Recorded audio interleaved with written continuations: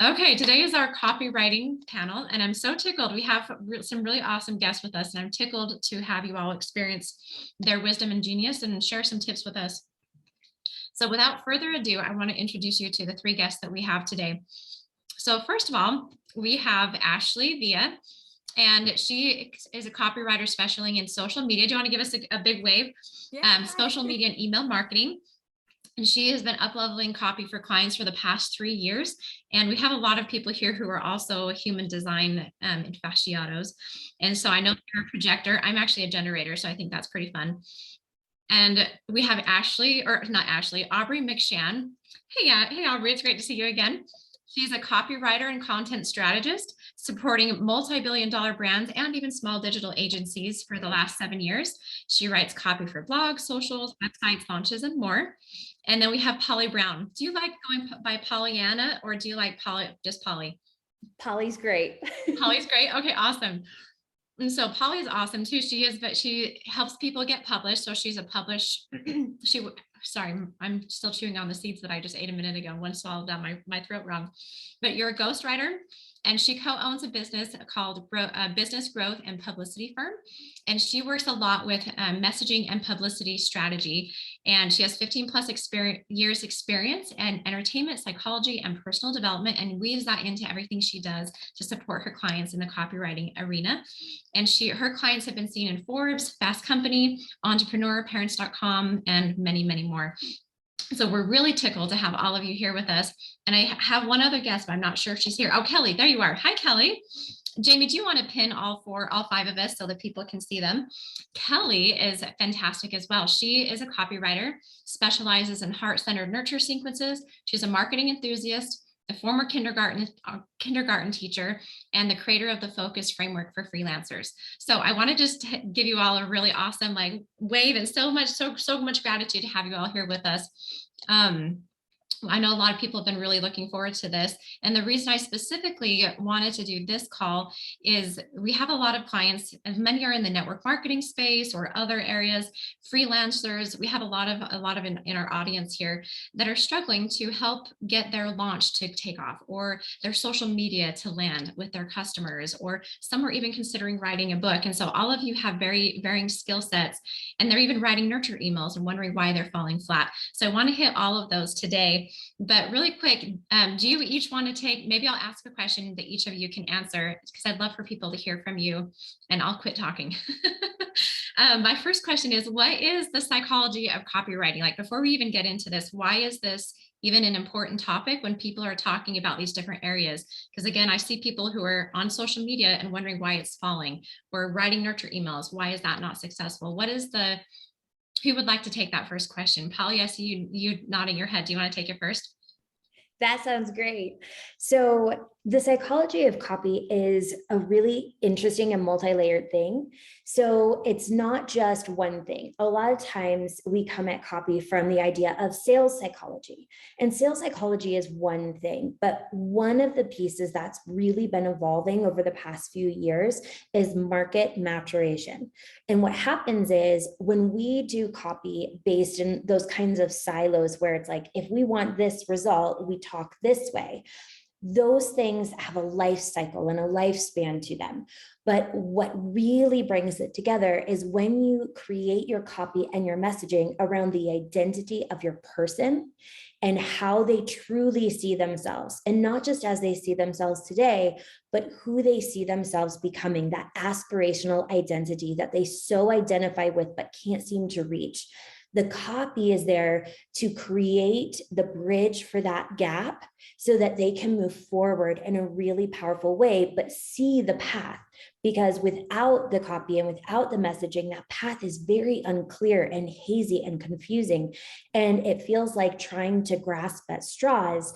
Whereas when you have those two things really settled, and you know how they process language, and you know how they see themselves deeply and how they want to see themselves deeply, then you can create that space with your copy. And that is the most powerful way to kind of go against the trends and all those other things that are, time-based, to create timeless and consistent messaging and copy that converts for you. Awesome. It kind of, so maybe take an example of like a coach. Maybe they have a coaching service and they're talking about all the things that it provides. Why is that not landing? Maybe Ashley or Aubry or Kelly, do you want to speak on that just a second to help people like make this make sense in their minds? Like why, how does this work for them? Sure. So kind of piggybacking off of what Polly said, I always think that the importance of psychology with copywriting, at its core, copywriting thrives with connection. I've worked with so many people who are my ideal clients, but they don't know that. And the key to good copywriting is knowing how to speak to them. And it's our jobs as business owners to capture those leads that maybe are in your orbit. They like your Instagram posts, but they, maybe it's just your products that you're selling or the services that you're talking about, or there are even the results that you are selling with your services and your business, right? So they're interested, they're curious, they're liking everything that you're doing, but they don't know in their heads that they're the people that you are intending to help. They might not identify with that. And so the key with good copywriting is essentially knowing like how to speak to your target audience, even if they don't necessarily identify as your target audience. It's always our jobs as business owners to know how to navigate that connection. And so every person that comes in your orbit, every person who comes, through social media, or maybe write a blog, and you maybe have a whole bunch of people on your email list who signed up for your freebie, but they're like, I don't need anything else from you. That's where good copywriting really comes into play, and why I so scream to the heavens about nurturing, because people can forget literally why they signed up for your email list, or why they signed up for your free webinar, and why the heck do I need your coaching services, right? So that's why I love copywriting, because I have a special guest. I'm sorry. She loves being on my chair. But I love copywriting because it really connects us with people who may or may not totally identify with what we're doing. But again, with good copywriting, it's structured in a way that you answer questions without even them asking questions. It's like you're asking them for them, and you're really helping people kind of navigate, what do I need? What do I want? And how do I get the results for what I want and what I need? So it's really interesting. That's why I love copywriting. So did I answer the question? Yeah, that's perfect. I Okay, see great. a lot of people and sorry. I'll leave this one for Ashley and Kelly, but I see a lot of people when they're, especially let's say that they're launching a new program or a new course or a new offer. And when they start speaking about it, they speak to, like why this is such an awesome program, but they don't always speak to help, like you're saying, bridging that gap of connection. Like, why do they need this? They said they speak to all the features of the program. It has 8 modules. We're going to come, do these and these and these things, but they haven't yet made that connection of like, but why do I need all these things? And so I think that's the bridge I want to gap today, is helping people to get there in their copy before they immediately say, I'm launching this new program. It's so awesome because of X, Y, and Z. They've missed like 5 steps beforehand to help them even see why they would need X, Y, and Z. So Ashley and Kelly, do you want to speak on that? Ashley, or yeah. Ashley, go first. Ashley, do you want to go? Excited about this one. Go ahead, Ashley. So for me, from my perspective, I've noticed that a lot of people, when I'm on calls with them, they say, I didn't even really read the whole sales page that you had for this, because most of the time they don't want to know what's inside. They could kind of care less about it. They want to know, like Pollyanna and Aubry said, how you're going to help them transform into that version of themselves that they want to be. And I see a lot of people, this may be an unpopular opinion, but focusing on pain point marketing. When they write their posts, they talk a lot about, oh, you're struggling right now, you're going through this hard time. But I've found that attracts the people that are stuck in that pain point, and they're kind of afraid to move forward. So as a copywriter, we help you transform from the pain to the transformation. For me, I think it's important to focus on helping them feel empowered instead of reminding them of that pain that they're in and like poking them. Yeah. So instead of, if I hear you right, instead of saying, do you feel like you are stuck without any time? Like I'm thinking of a VA. Do you feel like you're stuck without any time to do the things that you need to do?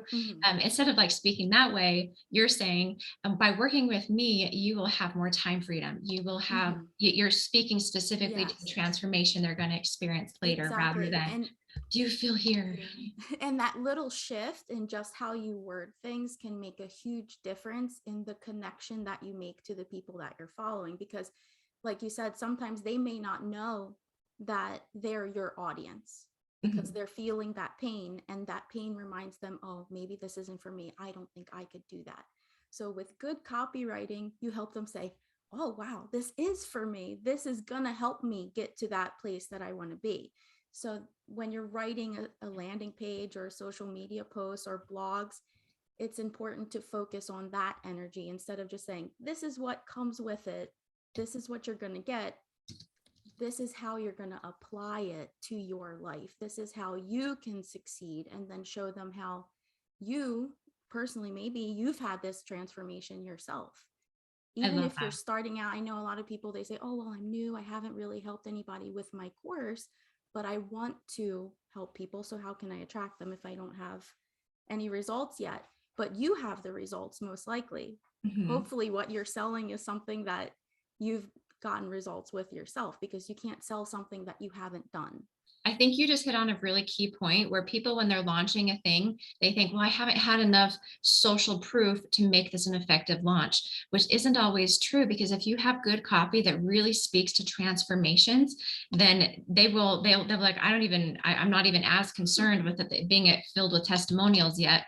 I just know that they just spoke to all the things that I know that I want. And I think that's where that transformation occurs, which is awesome. Kelly, any other additional thoughts with all the things that we've been talking about? Yeah, I actually did. You had said something about a lot of people focusing on features. And in my experience, the more you can focus about benefits and the more you can make it about them, because at the end of the day, they're people. So you need to talk to people, whether it's in your emails or it's in your sales page. You have to make them feel like you really care. And so when you're talking about benefits, you're talking about the results that you're going to get them and that transformation you're going to get them.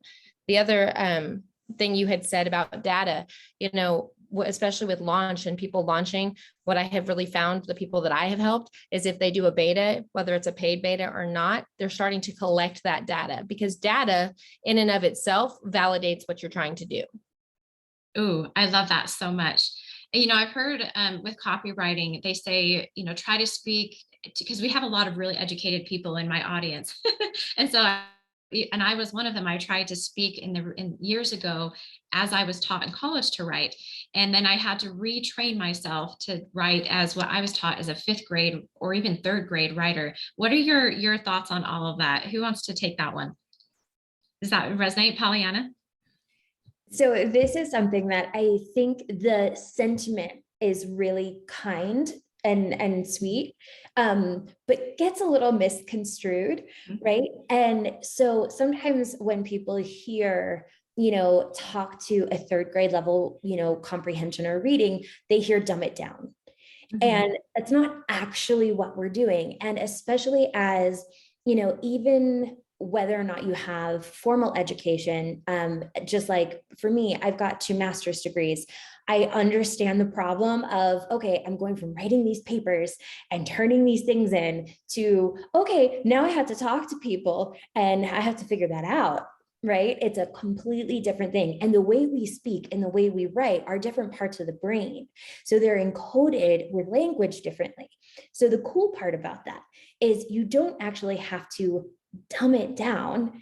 What you have to do is say, how is my audience digesting this? What does this word mean to them? What does this phrase mean to them? Is this something that they can latch onto and it means something to them? It hits them in a particular way. That is putting the relationship forward instead of worrying about, am I talking above their head? It's more about, am I speaking in a way that they can receive me? And am I someone who is digestible when I talk? And, am I someone that they can really relate to because I'm talking in a way that I'm prioritizing their receiving instead of my giving? And that makes all of the difference in the world. Ooh, I love that. Piggybacking on that, I think that simplifying, so what I'm hearing is not dumbing it down, but I know that simplifying it so that that other side of our brain can capture what we're saying. Because I think sometimes we write in these scholarly article type of minds where we want to bring in all these resources to back up our statements. And then they're sort of lost because our brain is like, wow, that was a lot of that. That was more than I think.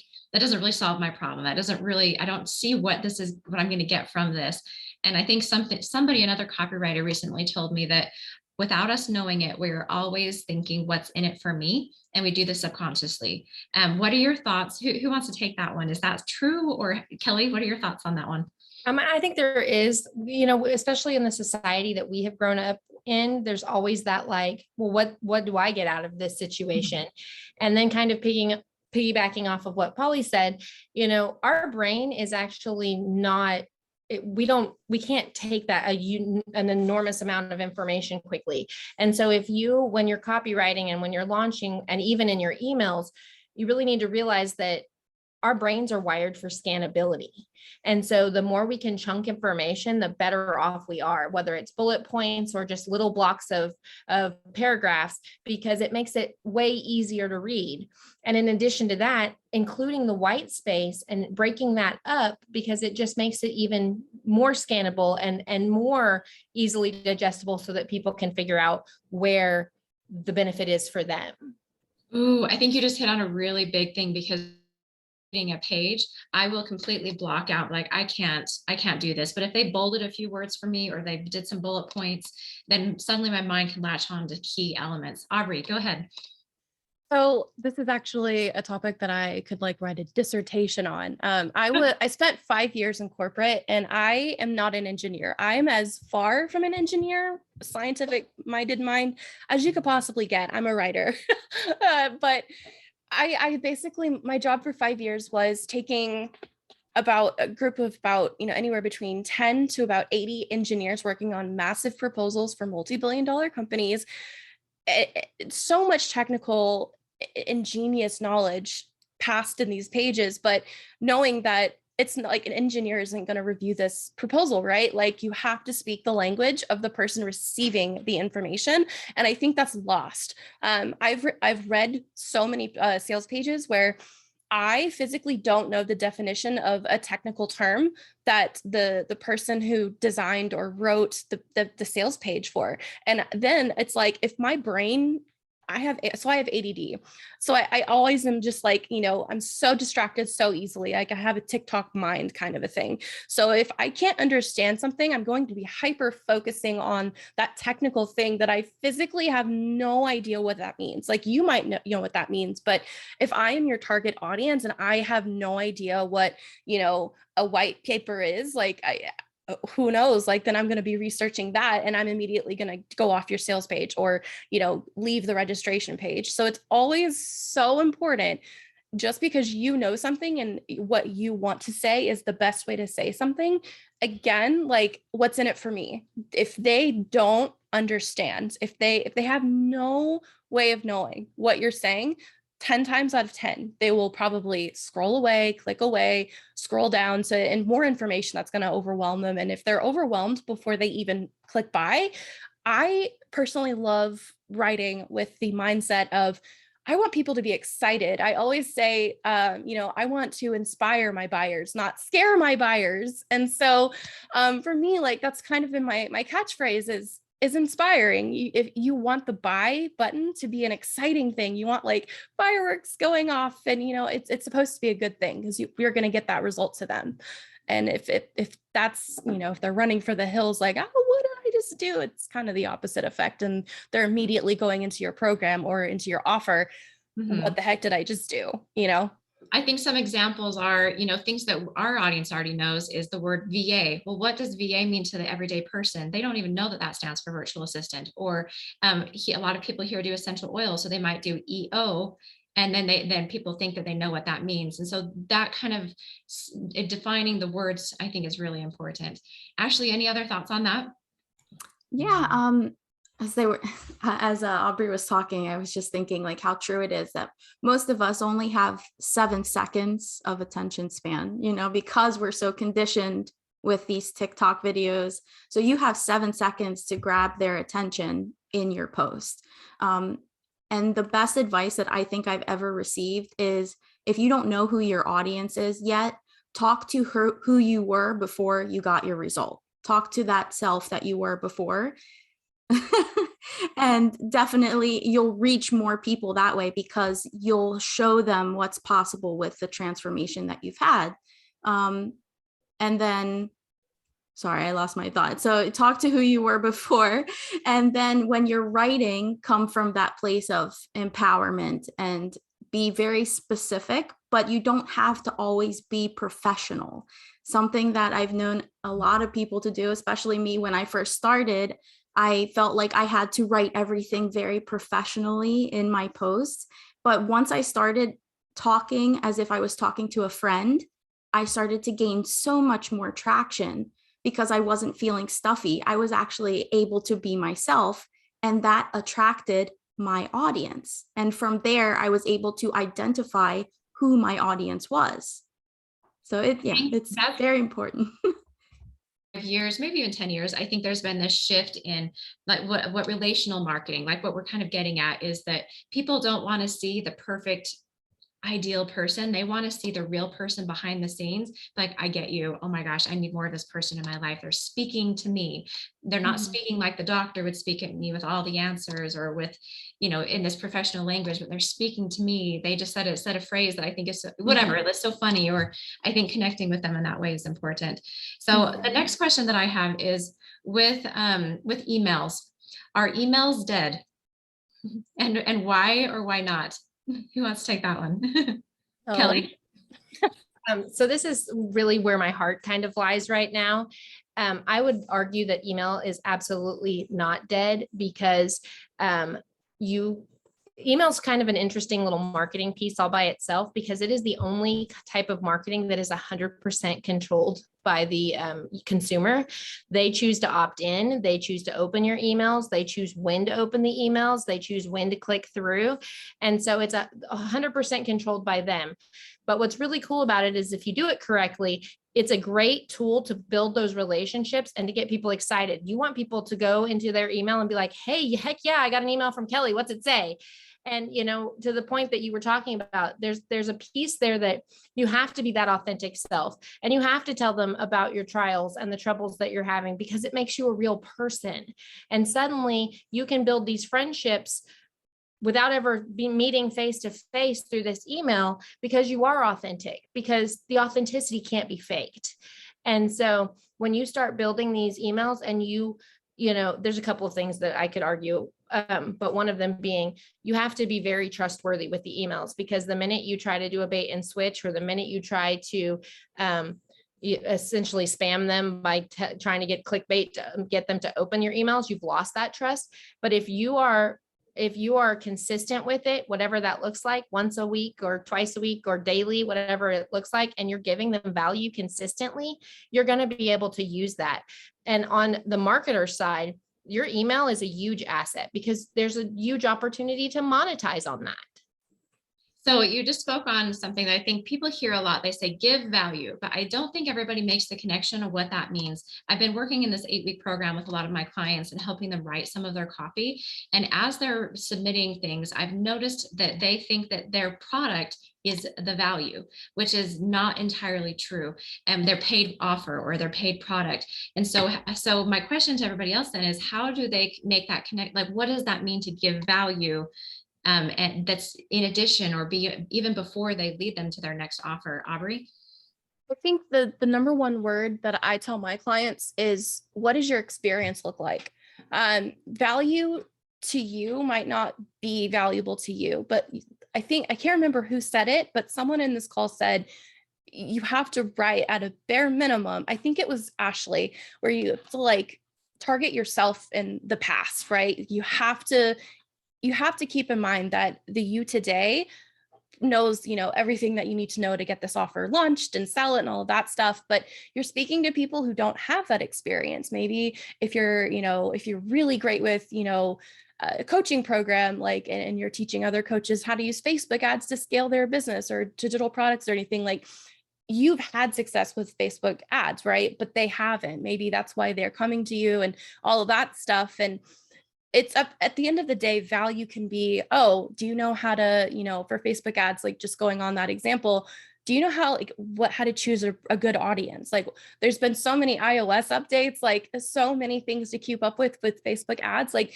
do you know, like, what does your audience look like? How many ads are you running? Are you A/B testing? Like, what is A/B testing?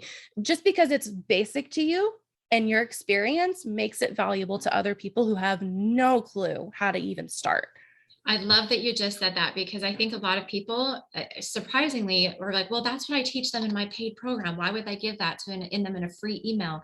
But that's how you make connections with people and help them to see this person knows what they're talking about. I need more of them. And so I love that you hit on that. That like giving value doesn't mean you're giving away all your knowledge for free. It's what helps people see make the connection why they need to work with you. Any other thoughts, Pollyanna? So I absolutely am obsessed with this question, because I tell my clients all the time, it wouldn't matter if you gave it all away for free. That would be okay, because in your offer, you're there to help them. No one can do it all on their own. So it's like, if you gave all of your information away for free, all of the knowledge, all of the experience, all of the everything, and that was all your free stuff, you're essentially giving them a map, like an old school map. But I will tell you, it is different when you're looking at the map and the path seems clear. And then you get to the forest and you look up and you see the trees and the path is overgrown or covered with leaves and you can't figure it out. It would really be helpful to have that guide. And so you and your offer are irreplaceable. They do not compete, they complement. So even if you gave away every single thing, they still need you and they will figure that out. So that's okay. So value looks a little bit different, and it doesn't even just have to be your knowledge. Value could be you lifted them up in a moment where they were having a really dark time. You made them laugh when they've been in the bathroom crying all morning. Value can look like reaching out and saying, hey, what is your biggest question on this thing? Because I'm about to go create more content, but I want to make sure it's applicable to what you actually want. It's value in the engagement is just as important as the value in the knowledge and the skills that we're giving to them. So just think about the different ways that you can provide value outside of just being that expert or being that person who can guide them. You know, it's interesting. I heard on a podcast with Lewis House for the School of Greatness recently. I don't know if you have all heard of that, but he interviewed somebody. They said your free offer is all of your content out there, unorganized. And then your paid offer is them working through your content with you holding their hand. And so again, like you can give it all out for free, but it's unorganized and they don't yet know how to put the pieces together until they work with you. And I think that's what people miss. And I love that you hit on that. Ashley, did you have something? Yeah, I was going to say, and I think we put a lot of pressure on ourselves especially when it comes to email marketing. People say, I don't know what I'll write in an email because they want to be new. They want to capture the attention, but you don't have to reinvent the wheel. Like if somebody posted about something that you specialize in, you don't have to create something new. You can still talk about that thing because it's going to resonate with them in a different way coming from you, because you have your own experiences and your own perspective. So you don't have to always think of something new. Just anybody can Google something, but they're coming to you for a reason, for your experience and your perspective. Ooh, that's powerful. I hope everybody wrote that down, because I think a lot of people get hung up on creating new content. Everything has to be new because it's me and my business is different than everybody else's. But what makes you different, heads up, may not actually be what your offer is. It's you tied to your offer. Because there's a gazillion Facebook ads people, there's a gazillion essential oil people. What makes you different from all the other ones? How do they're coming to you because they resonate with you in another way. So I love that you said that. So tell me about open rates. I think people get hung up and be like, I only have a 30% open rate in my emails. I think I should just give it up. I know that you're all like shocked, like that's actually good. Yeah. Most of my clients actually have anywhere between 30 to 60%, but that's like super high. The key is, are you emailing the right people? Do you have the right sequences set up? If you are building a list and you don't have segments, that's a problem because not everyone is going to be a warm lead. I say there are two types of different people that need to be nurtured a long time, and then other people who can just, get that freebie, get a quick little result going, and then slide on into that quick nurture sequence and then be dropped on your list. Some people, depending on the offer, that kind of varies, but generally those two types of people need two very different things. And if you just immediately shove people on your email list, your open rates are going to be non-existent. But if you're targeting the right people, your open rates are going to be amazing. So what is a good open rate then for everybody here, that when they're looking at their stats, like, I think I need to give up on email because it's not doing anything? In my opinion, anywhere between 25, even 20, I would take in the beginning. So if you're trying to reignite or engage a new list, you're building something new, or even just trying to revive a dead list, I would take anything between 20 to maybe 40%. To me, that's a good start. And like I said, the more you do this, the more practice you get, you're going to get more comfortable. And, oh, these people always open, I should target these people for this specific message or offer. And, oh, these general lists that I have going, like, these people don't ever open it. Maybe I should cut them off, because it sounds scary to get rid of leads. But if they only came to you for a freebie and they're not opening anything that you're sending them, and they're still on your list, they're costing you money. Most email marketing tools cost a lot of money. Once you hit 1,000, 5,000, 10,000 subscribers, they're costing you money. So get rid of them. It's okay if they unsubscribe and you delete them from your list. It's okay. That will, the less numbers that you have to deal with, the less dead leads that you have to deal with, the better open rates will become, the better conversions you'll have. I love that so much. And it's interesting because so many of my clients see, like, they're like, I'm not at 70 or 80% open rate. And they think that that's bad. But I think once they understand industry standards, this is actually a good thing. Kelly. I just want to kind of add to that. I actually don't, especially with my clients, put a ton of stock into open rates, because open rates are very easy to fudge, because they are essentially, the way they look is there's a picture that is a 1 pixel picture. And so if you are at a business where they are downloading all of the stuff, it's going to count as an open rate, even though they didn't open it. And then you can have the flip problem where somebody has turned off the downloading of the images and then they're opening it, but it's going to count as not an open rate. So typically when I'm looking more at, I want to know your click-through rate. I want to know your click to conversion rates, because at the end of the day, conversion rates are going to be more important to me, because if they're going through the email and they are clicking through, but then they're not converting on the sales page, that tells me as a copywriter that the problem is with the sales page. Something is wrong at the sales page, that there's a reason that they're not following through and buying. And so it's, for me, at least, it's a really great place to identify if they're not clicking through, well, then there's something up with the emails and we need to tweak it and go through and split test it. And I mean, I still look at open rates, but it's not the end all be all that a lot of people want to say that it is.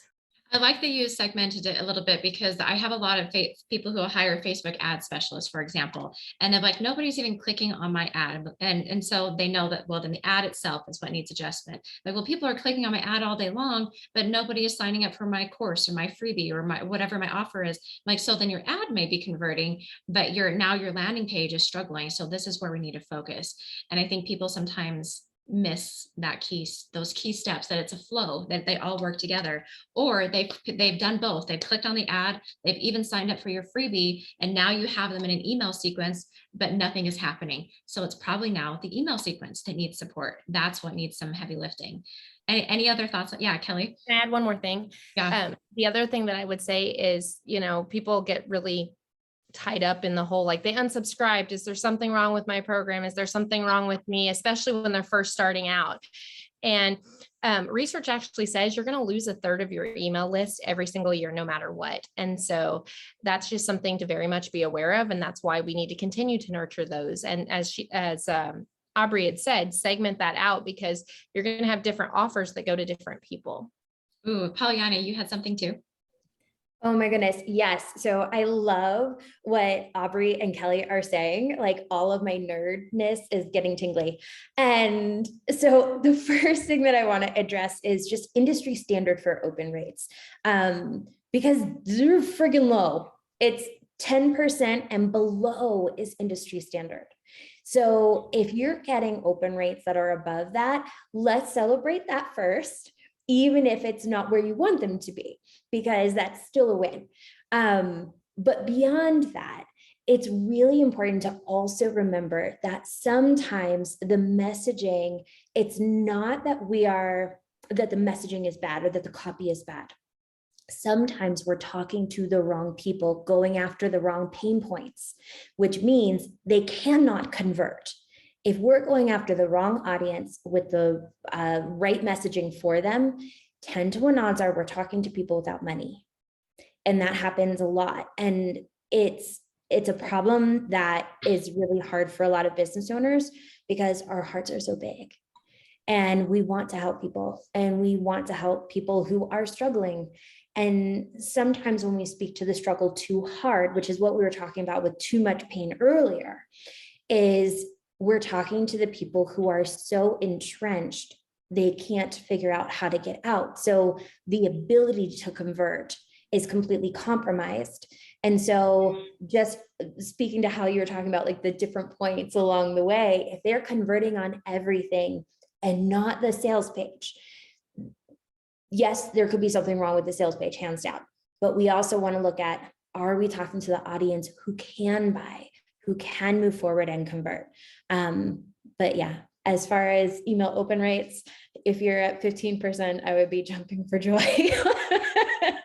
And so I asked the question again. I've had people tell me, well, if it's that low, then why do I spend so much time in emails? I think people forget how impactful it can actually be, because what people forget is that there's social media and then there's their website and there's all these different places, but emails is something a little bit more consistent that they can always tap into and getting your resources from. So I always am an advocate of never forgetting that as one of your resources as nurturing people, especially if they don't convert on the landing page. Now you have the opportunity to really get to know them in email. And the other thing with email that is uniquely different is it is the one thing that you own. And that is so important, especially we've seen massive changes across social media that have compromised our ability to reach people. And the email list really brings that back. And what I have found is community-centric clients, ideal clients, audience members, they do open those emails. They want to be part of it. And especially, even if they haven't opened it for a while, they will come back to it because they want to engage in that way. So it's a really powerful thing. That's good. Ashley, go ahead. And then I have another question. I just wanted to touch on that about how she said, like, the email is yours, that is your list, because I've worked with many people in network marketing who have had their accounts hacked or shut down or lost, and they were keeping their conversations in the DMs, and they're like, oh, I lost all those people that I was nurturing. And I'm like, okay, and this is why an email list is so important. When you're talking to people, say, hey, let me move you over to my email list. I'm going to send you an email so we can keep in touch there, because God forbid you lose this work that you've done on social media, you still have them in a space where you can reach out to them and say, hey, my Instagram got shut down. Let's chat here. I'm going to keep popping into your inbox to provide you value. Oh, go ahead. Yeah, I was just going to say, and then like for those who are just starting out an email list, be consistent, like be patient with yourself and give it time, because like you said, like you're just building this consistency with your emails. And how many emails a day do you have in your inbox? For me, I have ADHD, so I have 3 inboxes, and I think I have like 6,000 emails that I haven't opened. But if I see someone consistently in my email and I know what they do, when I need something, I'm going to say, oh, hey, that person has been emailing me. Let me go to them. So be consistent, Be patient. This is like for those, and some of my clients know this, but I actually a couple months ago lost both my Facebook and my Instagram. And luckily, because I had all of my clients that wasn't really how I was bringing in customers. They were all either referrals or I already had them in my emails.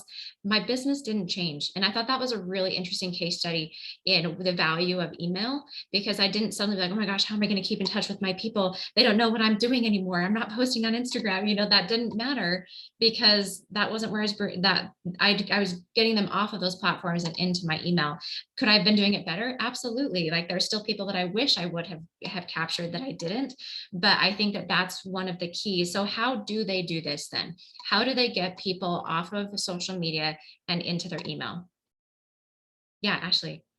So obviously opt-ins, freebies. You can have a simple opt-in that says, hey, join my newsletter list to get consistent value into your inbox. Or you can have a freebie, something that connects to your business. I know you mentioned that there's a few people that work with essential oils. Maybe it's a list of which oils are best for boosting your mood. You want to download it, opt in here, and they'll get into your email list. There's so many ways that you can transition them over to your email list without feeling icky. You can do it authentically and then build up that relationship with them even further in your email list. Yeah, totally. I think that those freebies, again, offering the value, the transformation, and people are like, oh, I need that. And they'll give they will give you their email address all day long if they know that they're going to get some sort of transformation or key element from your thing. But it doesn't need to be huge. It doesn't need to be huge, you guys. Your little transformation is huge to them. I think that's where people get lost when they create their freebies. So I want to transition from email now into social media just a touch. What are some key tips, or what are the number one things that you see people are doing wrong in their social media? What can they do instead in their copy? Polly. Sorry. So the number one thing that I see people doing wrong is attacking their ideal client in their messaging and copy, hands down. And so we think we're giving tough love, and we think that we're calling them out, and that's going to, hold their feet to the fire and make them convert. And nothing could make them feel more unsafe and want to run away from you faster into the arms of your competitor than to attack them in some way, shape, or form. And sometimes this comes across really subtly. And there is a very thin line between authoritative messaging and abusive messaging. And we have to be very careful and aware of what that looks like and how that happens. Ooh, that's so good. I think especially with social media where people are trying to be funny and entertaining, and I think sometimes we can fall very easily into that. Yeah, Aubry. So I call myself the copy sloth because I had to come to Jesus moment with myself. It's literally called what I called my business. I'm the copy sloth. I see so many people, especially on social media. I come from a standpoint of, if it can't serve me twice, I don't want anything to do with it, because I believe so much in repurposing. If you say it once, 9 times out of 10, you'll probably say it again. So don't kill yourself. The thing that I see most people doing on social media that is a huge mistake is killing themselves over their content plans, or what do I say, not integrating their social media with their email list. If you go live every week on Instagram or whatever on Facebook, if you have a Facebook group and you're not asking, hey, what's your email? I'll send you a freebie in order to, join my free group. This is a requirement. Like you're missing out on a ton of leads. If you can absolutely take your content plan and then translate it over into a billion other places, and then it just starts from there. So if you're not repurposing your content, like, I don't know where you've been, but it's so beautiful and so just, yeah. But I come from a place of, I like to pretend that I'm a huge energetic master, but that's what I aspire to be, as an energetic master. And everything I do is intentional.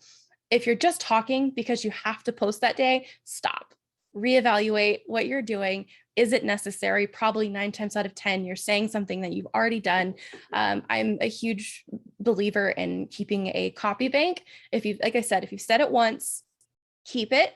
And, maybe tag it in a Asana board or something like that, and just keep it for a rainy day, because you never know if that social media post that you did 6 months ago might be perfect for your launch a year from now. Ooh, so much gold in there. Actually.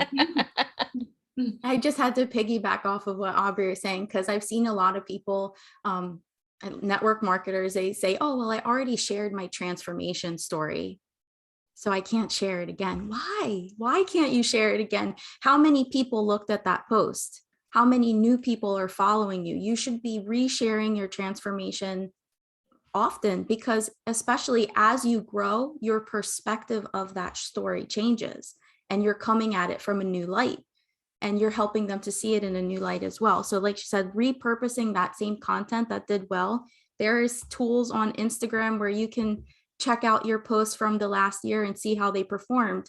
Use the ones that did well and reshare them from your new perspective 6 months, a year down the line, because I'm sure you're going to be able to provide even more value as you grow as well.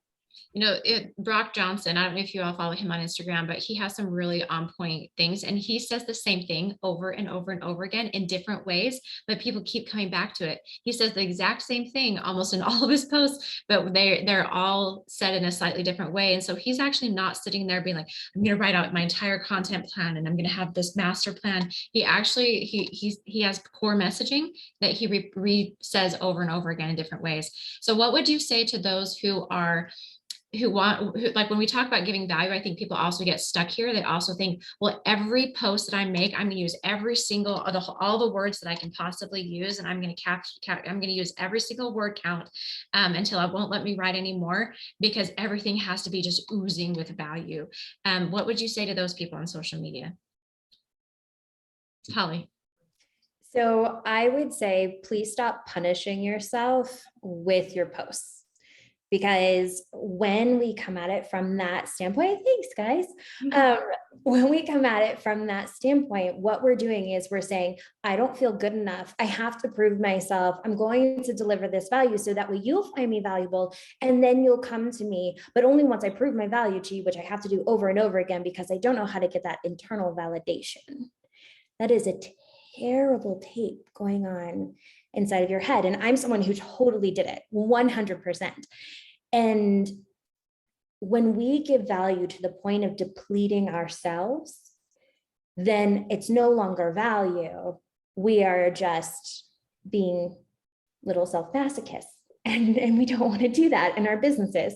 That's how you grow to resent your business and your audience and all of the things. And you start having a lot of bitterness and resentment towards them. And then they're definitely not going to buy. So be very careful with the value that you provide. For me, having grown up as an extreme people pleaser around a lot of cluster B personality types, and your cluster B personality types are like your narcissists and, the other people who get you into those people pleasing spaces. It was so hard to not do that. I had to create boundaries for myself. And so I went, okay, this is the type of value I'm giving for free. This is the type of value that's paid.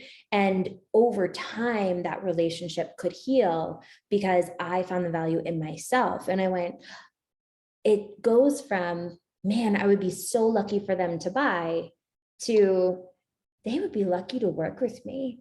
Look at what I've done. Look at what I can do for people. And yes, you still feel grateful, but it's that internal switch that makes you stop having to prove and you just start being, which is a much easier space to be. Oh my gosh. And it's interesting. I'm in so many different like business coaching groups or virtual assistant groups and all these different spaces.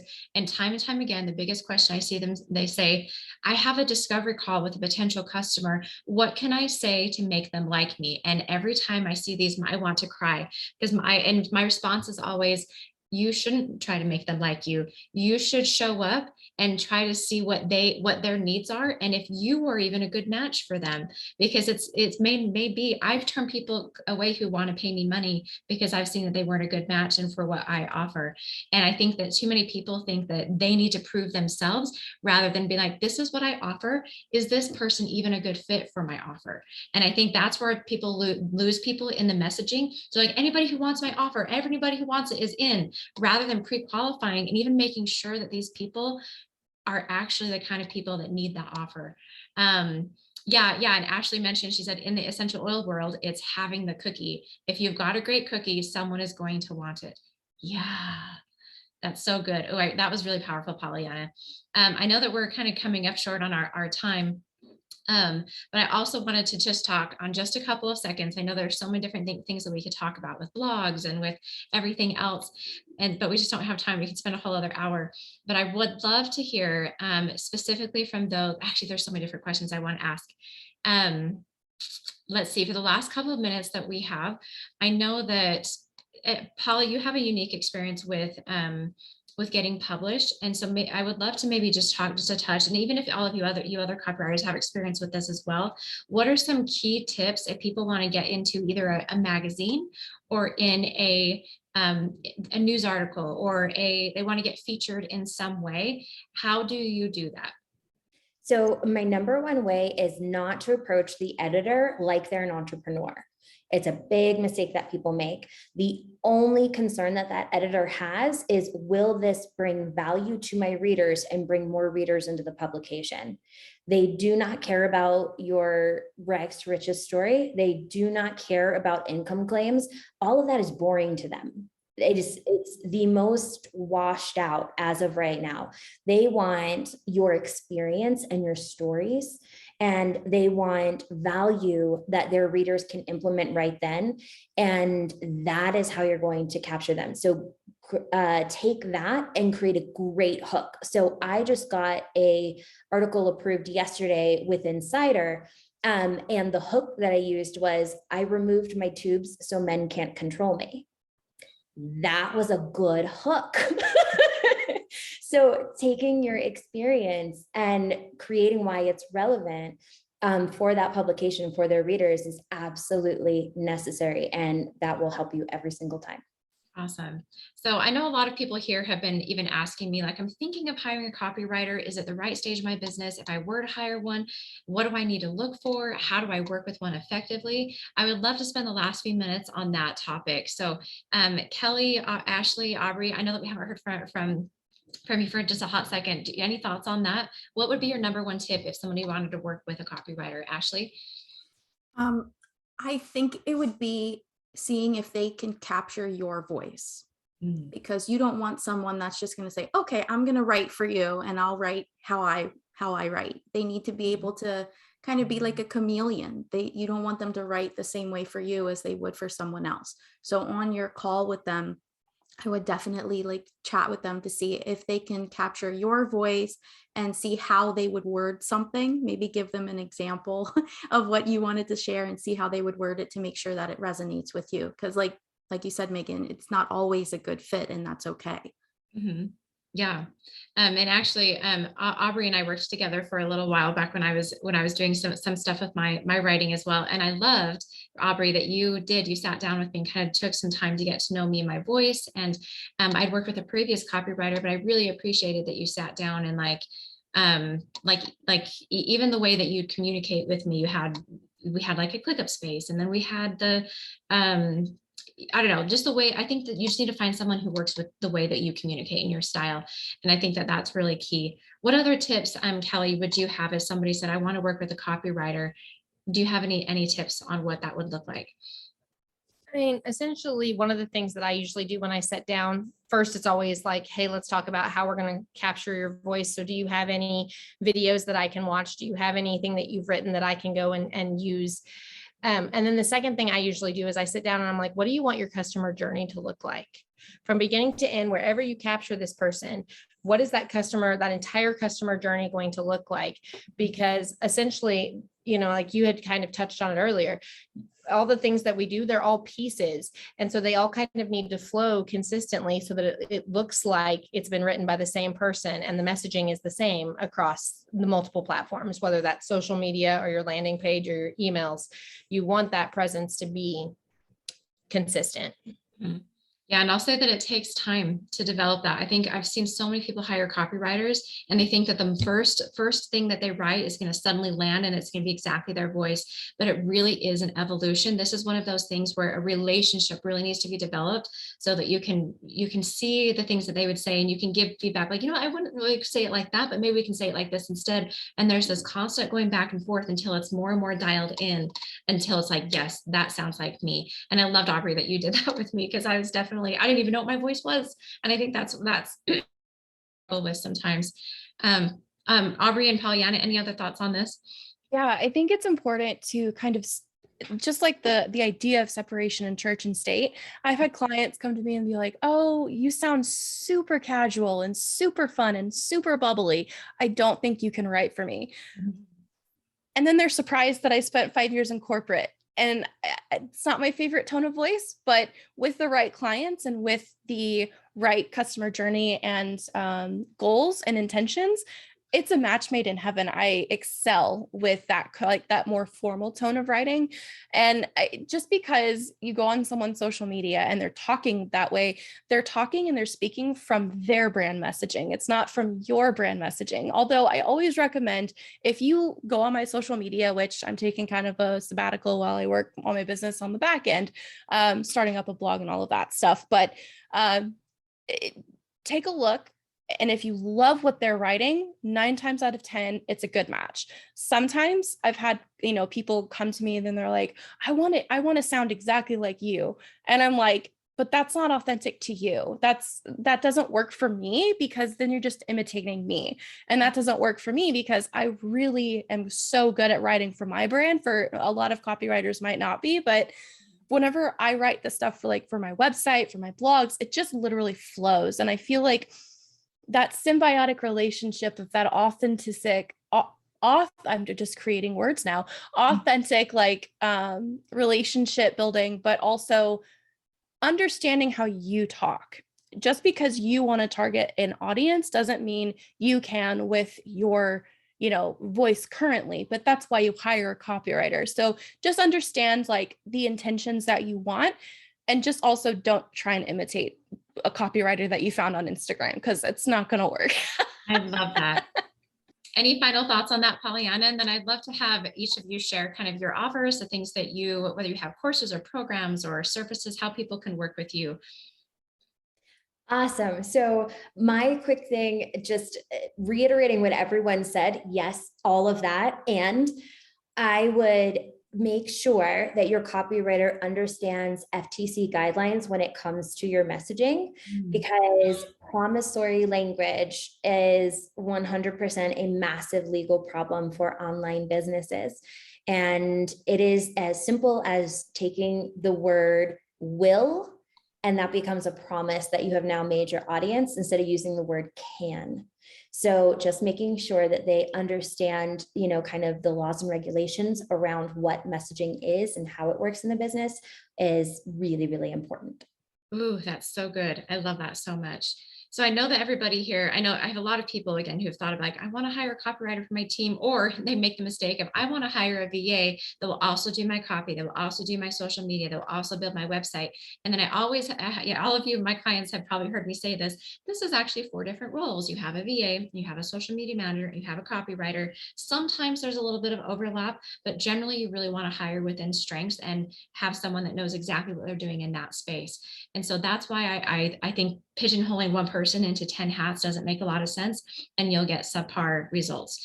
So I would love if you could each take some time. Kelly, if you want to start us off and tell us a little bit about maybe in 2 minutes or less, what are some of your offers? How can people work with you? I know some of you have some new programs launching and things like that. I'd love to give the floor to you. Thank you so much. So I am a copywriter and content strategist, and I am available to write blogs and nurture emails, because that's really where my heart is building relationships with people. I am actually going to be launching a new course very soon called the Focus Framework, and that stands for foundations, opportunities, clients, and communications unique to your business, and then strategy and sales. And so it's essentially taking the newer people that are 1 to 3 years into their business and basically making sure that they have a mission, vision, and values so that they can get clients aligned, and then how to build in those touch points so that they are making sure that they're building those relationships with their clients. Awesome. I love that. And we'll send an email, by the way, everybody, so that you all have the ways to connect with these awesome ladies. Ashley, do you want to tell us a little bit about your offers and how people can work with you? Sure, of course. I focus mainly on social media content and email marketing right now. So one of my big things is a land your leads in a day, like a biz bestie day, kind of, to help you create a freemium. So a magnetic freemium that will attract your client and get them into your email list. And we spend the day together kind of brainstorming that. And then I create the landing page and the lead opt-in for you and a nurture sequence. So that's one of my big things. And then I also do social media content if you just want to work on that to make sure that everything kind of flows together. Oh, I love it. Polly.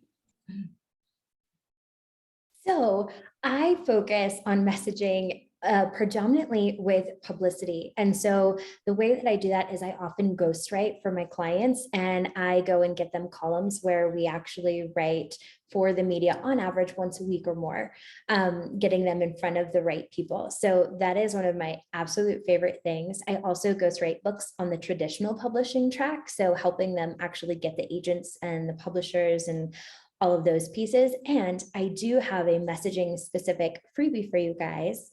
And Megan, is it okay to give them that link? Yeah, we'll send it actually in the email. So if you want to send it to me, I'll make sure that they all have it. Check the email, but that's there for you guys. Awesome. Thank you so much, Polly. Aubry. Yeah, so I'm also a copywriter and content strategist. I got my start actually as a web designer. I've designed websites for literally like 17 years at this point. I started at 15 and kind of just taught myself. And I accidentally became a copywriter after I gave the whole VA thing a whole shot. I love copywriting. I didn't realize it would be what I would choose to do. I'm just really great at writing. It's been one of the only things that it's just what I love. It's kind of like a language of love, and it's just a labor of love even.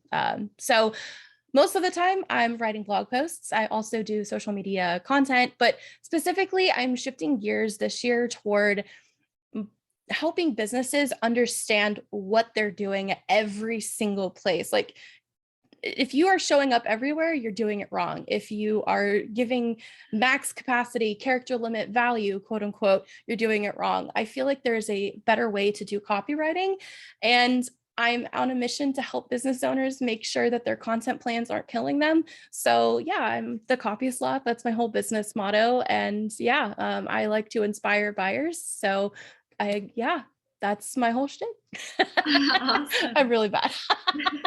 Thank you so much. I so appreciate you four ladies and the value that you've shared with us today. I hope everybody walked away with a whole book full of notes and ways that you can walk away and up-level your copy right away without even, feeling like you can do this and feel empowered. And then if you're ready for that next step, you have four awesome ladies in front of you that can help you get started. So thank you so much again. We appreciated having you with us, and we can't wait for the next time. Thanks, everybody. And everybody says, thanks for always bringing value. Thanks, everybody. Awesome.